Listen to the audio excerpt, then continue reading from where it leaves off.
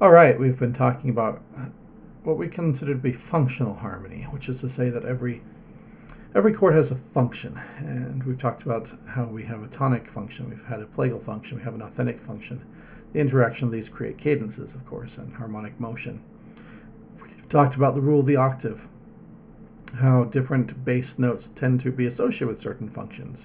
Our tonic do, our plagal fa, our authentic sol, or substitutes for those. Mi has a tonic function, or la has a plagal function most of the time, unless it's a deceptive cadence. T has an authentic function. So we talked about these different functions. We talked about the differences between 5/3 chords and 6/3 chords, chords of stability, chords of motion. We've talked about the linear dissonances. 6/5/3 chords like to resolve up by step in the bass to a 5/3 chord. 6/4/3 chords like to resolve down by step in the bass to a 5/3 chord. Sometimes we can use them as passing chords going up between a 5/3 and a 6/3 chord. We've talked about the 4/2 chord, how it follows a 5/3 chord and breaks it so that and resolves down to a 6/3 chord and creates motion that way. Well, for the next couple of days, the next couple of videos, we're going to be suspending the laws of tonality. And we're going to do this, we're going to let inertia take over, and we're going to do repeated patterns called sequences. And sequences, they tend to start and end on a tonic chord of some type, so that they kind of prolong the tonic area. But in the middle, we just spin through all sorts of different bass notes. And the bass notes don't necessarily function the way that they would. For example, today we're going to be looking at a sequence. Everything gets 5/3s, or everything gets 7 5/3s on it. And no 6/3s, no linear motion in that particular respect. But it's a really cool thing because the pattern takes over, and you hear the pattern pushing forward and the inertia of that pattern, and that's what creates what we call a sequence. And like I said, it has a prolongatory function. It tends to start and end on tonic and take us to a plagal area and then out into the cadence, and that's where you tend to see the sequence broken. Some sequences actually naturally follow through to a natural cadential progression, and they work fantastically. So today we're learning probably the most important sequence. It shows up in all sorts of music. It's actually what Rameau ended up basing his entire theory of harmonic functionality on. And so we're going to explore what we call the fourth up, fifth down, or fifth down, fourth up, depending which way you start, or just the term for it because a fourth up is the same as a fifth down, falling fifths. All the bass notes are moving down a fifth. So let's go to the whiteboard and kind of sketch it out. And I'm not going to use solfege for once because, like I said, it kind of suspends the rules of tonality, so the solfege syllables kind of start losing a little bit of their meaning. So we're going to work in C major today. I'm just going to put pitches up on the whiteboard for us to follow. So, whiteboard, that's this button. There we go. And so we're going to start by, I'm going to end on C. And so, grab my marker here, and we're just going to start in the bass on a C. And I'm always going to go down a fifth. So C down a fifth is F. F down a fifth is B. It's not perfect fifth. This is where a tritone happens, but that's okay because we're just staying in the key and we're doing whichever fifth it happens to be. In this case, here's our false fifth. So C, F down to B. B down a fifth, of course, takes us to E. E down a fifth takes us to A. A down a fifth takes us to D. D down a fifth takes us to G. G down a fifth takes us back to C. Oh, so you see here, we could have kept going, or we can stop here, because this is actually a great place to stop. And so we have this thing, and what we're going to do here is I'm going to start off on a 5/3, because I'm going to start off in a stable position. And I'm going to end on a 5/3. I'm going to break out of the sequence and end on a stable position. Now, my favorite type of sequence is the jazz sequence. I mean, falling fifths with seventh chords. And so we're going to put some seventh chords on everything.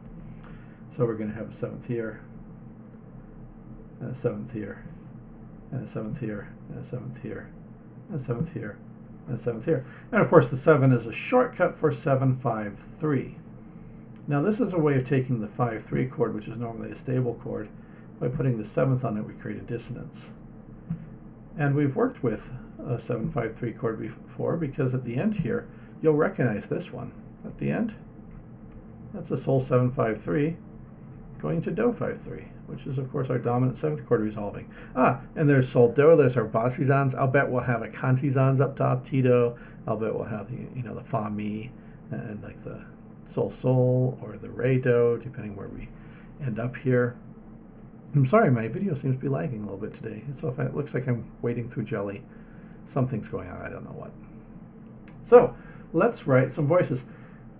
Now we learned some 7/3 chords before in 3-part writing. And what we learned is that the 3rd becomes the 7th, and the 7th resolves down by step to become the 3rd.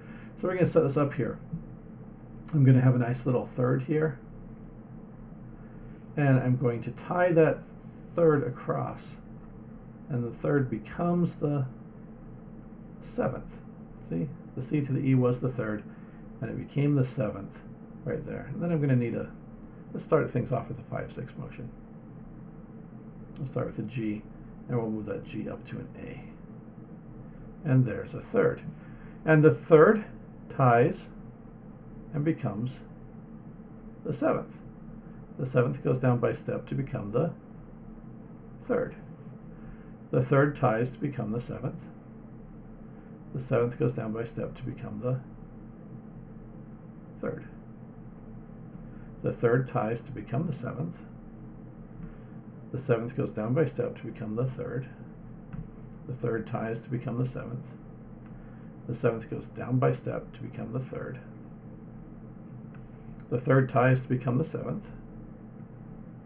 The 7th resolves down by step to become the 3rd. And here at the end, if I wanted to keep this going, I could tie this B, and then I would have a 7/5/3, and it wouldn't sound like a Do. It would sound like the pattern had to keep going. And I can actually spin this out for as long as we want to go. Sequences are kind of like highways in Wyoming. They're long. They all look the same. It's easy to just kind of zone out and keep going. And then suddenly, oh, hey, there's an exit. Let's get off.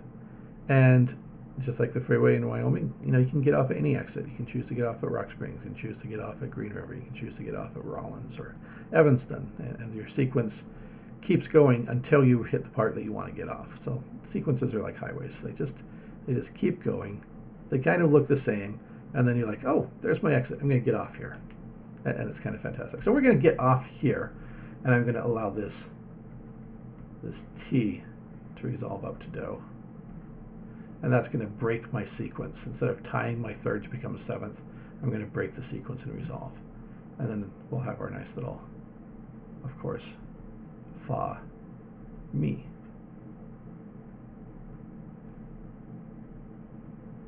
As the 7th resolves down, become the 3rd. All right. Now in 4 voices, we're going to add another voice and just flesh out the harmonies. And you're going to see as the voice moves that some of these are going to be complete harmonies and some are going to be incomplete. We learned this because when we were studying the dominant 7th resolving to the tonic, we saw that either we end up, with a full cadence, a full chord at the end. If I do it, if I have the 5th here, that Re would resolve to Do. And then I have G, B, D, F. I have all the notes of the G753, but I don't have the 5th of this one. I wouldn't have the 5th.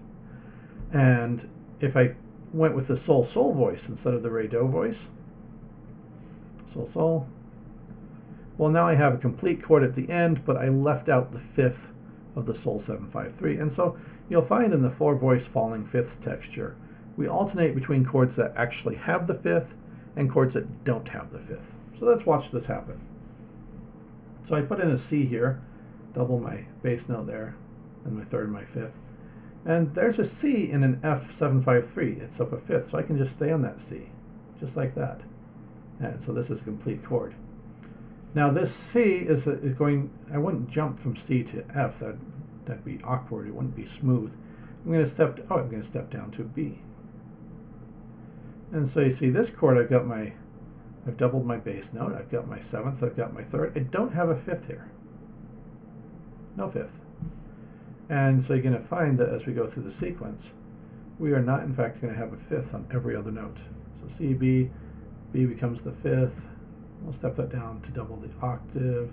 It becomes the 5th. Step down that doubles the octave, and that becomes the 5th. And so you see these nice parallel sixths between these voices here. I could have started off the other way. I could have set it up to have the fifth in the other thing. So if I had an F here, let me do that. Let me revoice things. And to do that, what I'm going to do to make that happen, just going to show you we can alternate which ones have the fifths. So we're going to take our octave here, and I'll even put a nice little passing tone, bringing us down. Ooh, so that there's a seventh going down by step to become the third of the next chord. Works fantastically, right?